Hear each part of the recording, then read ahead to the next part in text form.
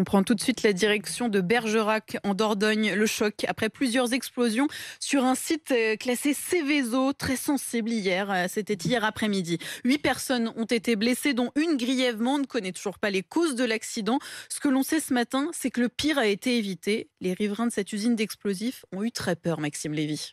Il est 13h50. Enzo s'absente de l'usine pour aller chercher de l'eau. Il passe le portail, marche quelques mètres et là, tout explose derrière lui. On voyait les morceaux de briques partir dans tous les sens, les bouts de verre, les fenêtres.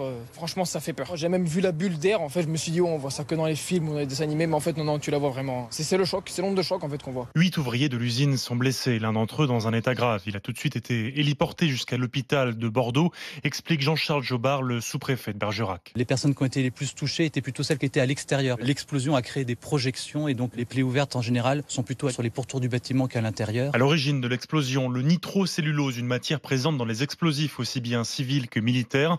L'usine qui en produit n'en contenait heureusement qu'une petite quantité selon le sous-préfet. Nous avons eu quelques fumées. Comme nous avons très peu de vent, elles se sont plutôt déportées du côté de la rivière Dordogne, loin des habitations. L'eau pour éteindre les incendies peut être chargée un petit peu en nitro, mais elles sont dans des bassins de contenance à l'intérieur du site. Donc il n'y a aucun risque pour le voisinage ou pour la rivière Dordogne. Alors l'explosion est-elle due aux fortes chaleurs, à un choc ou une malveillance? L'enquête de la police scientifique devra y répondre.